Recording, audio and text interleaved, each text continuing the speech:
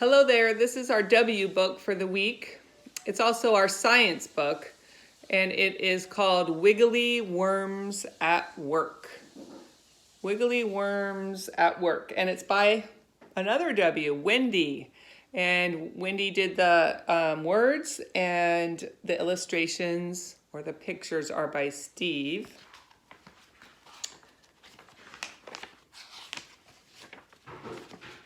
Sorry, hold on. All right, there they are. They're underground, under that big foot. And it says, down in the ground under your feet, thousands of worms wiggle around flower bulbs and tunnel under trees. They twist and turn, eating almost anything in their way. These wiggly worms are at work.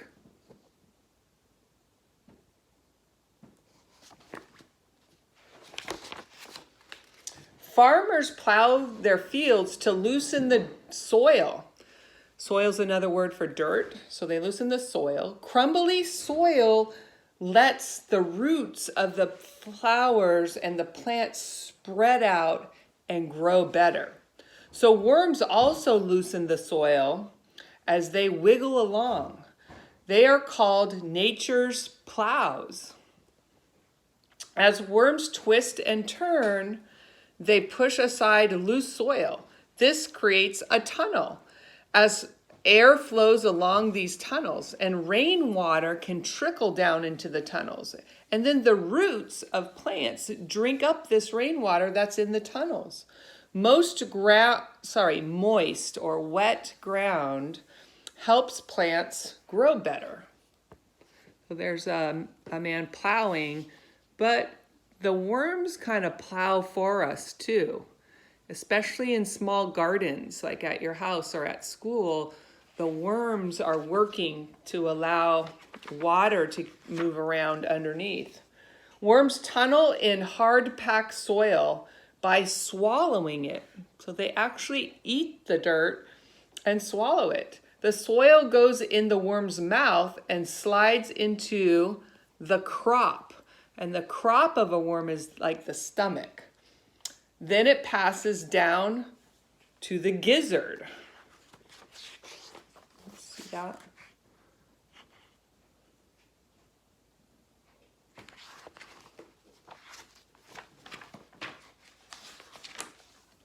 Worms do not have teeth, so they can't chew it. They have muscles, fine grains of sand, and small stones in the gizzard grind up the soil. So it goes down into their stomach, and then there's a place called the gizzard where it gets grounded and grinded up.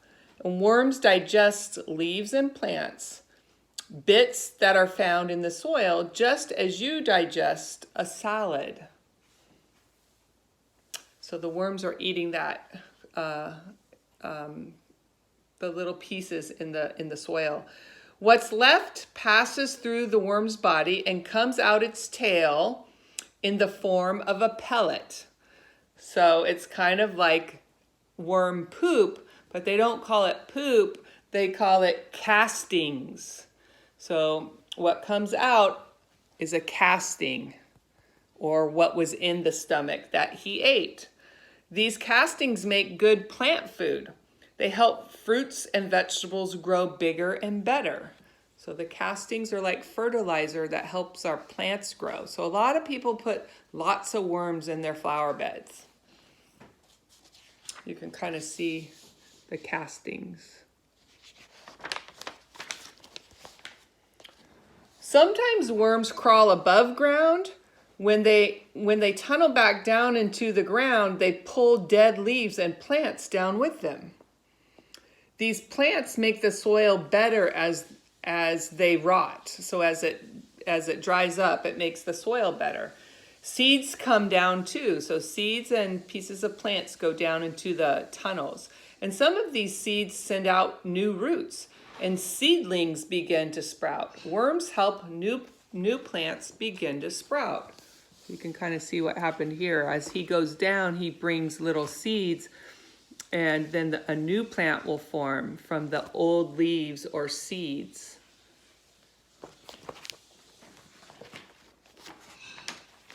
Worms can wiggle, twist, turn, and even tie themselves into a knot because they have no backbone. There we go, he's all twisted up. Their soft bodies are made up of rings or segments. These segments act like coils, like in a slinky. They let a worm bend and turn. A worm has no legs, but it does have 8 little bristles. So you can see the segments, the little pieces it looks like. And then if you look there, you can see little bristles, like hard hairs almost. So these segments act like, okay, the slink, and then the worm has no legs, but it has 8 bristles under each segment, and it acts like legs. They help a worm move. Strong muscles allow the worm to stretch out its front. It becomes long and thin. Then the worm fastens its front bristles to the soil.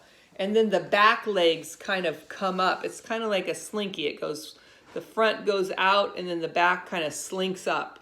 And the front goes out and then it slinks up, making the worm short and fat.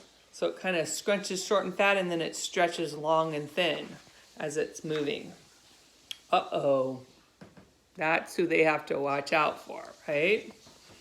The worm wiggles along, stretching and slinking, with all its wiggling, twisting, and turning. It's a wonder that a worm knows which way it's headed.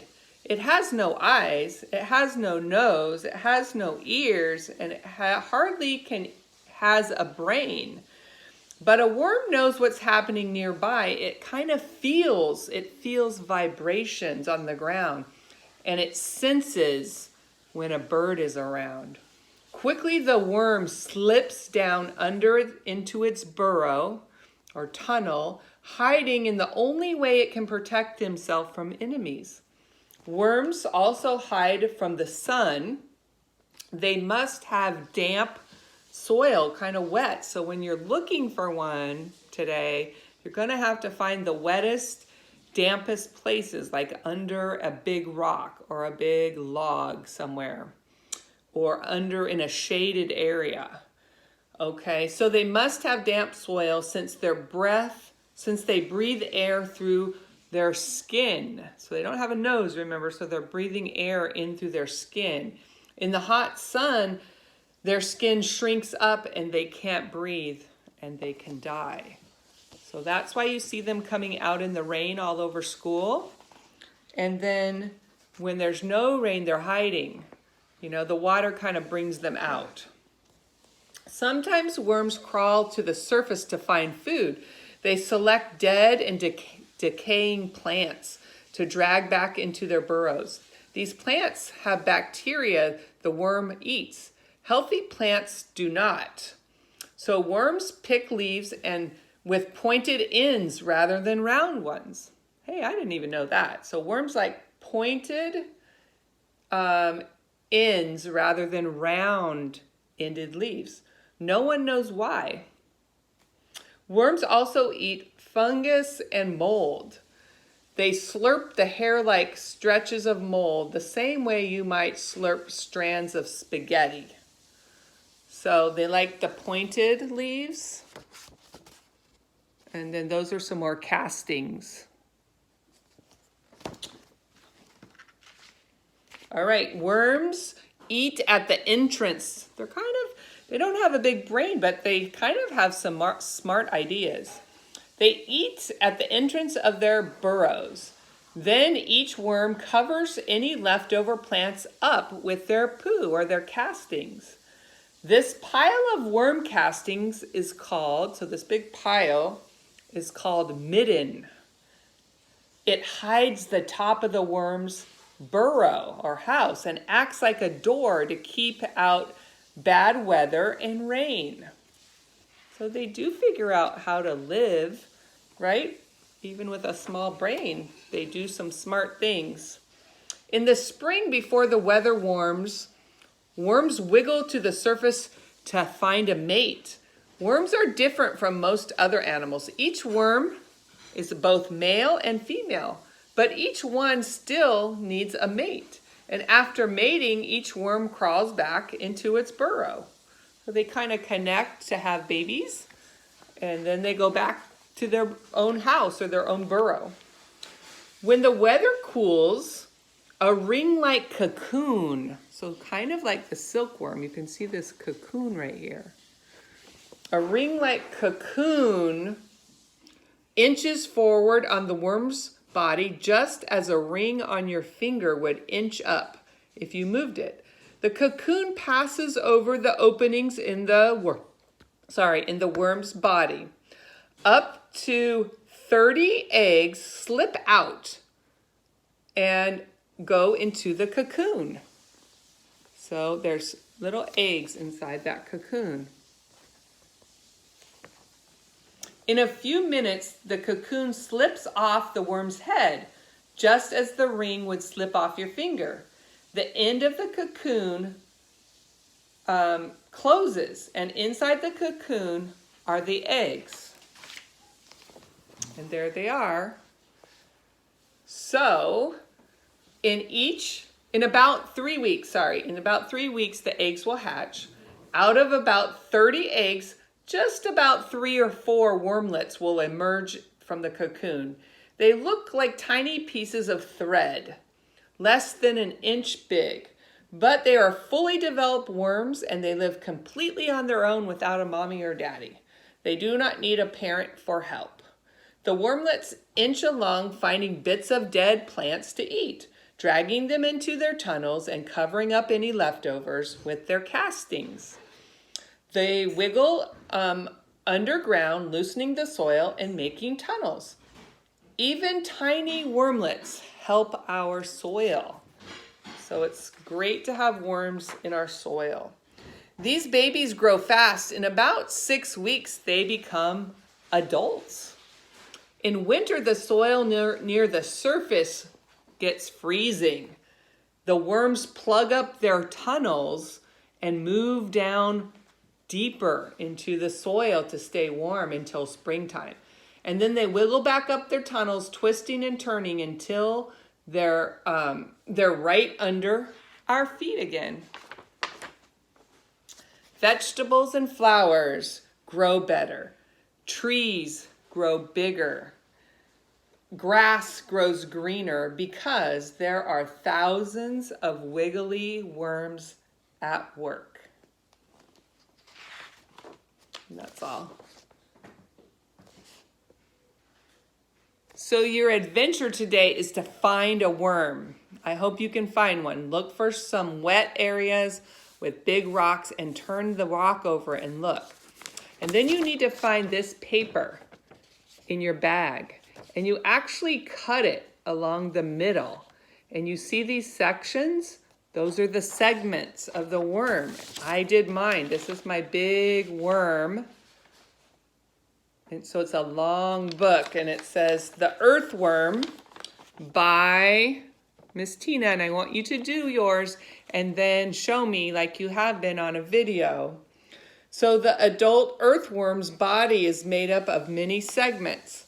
I don't think I need to read it to you. You can color your worm, you can draw one. Make sure you try to find one and use a magnifying glass and see if you can see if there's a cocoon. See if you can see the segments.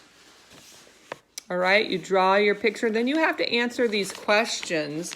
Do earthworms have eyes? Do earthworms have ears? Do earthworms have tiny hairs on their body? I don't know, we just talked about it. How many segments? If you're able to get a worm, try to stretch it out and see if you can count the segments and write it down. And how many inches is it? So you'll need a ruler to measure it. All right, and then draw a picture of the environment where you found your worm. Was it under a rock? Did you see any tunnels? And it might be hard to find one now, So if you can't find one, you might be able to see some real ones. You can ask Mom and Dad to maybe help you go online and maybe see a real one there. But do your best to find one. I think if you try, you'll find one. All right, let me know. Bye-bye.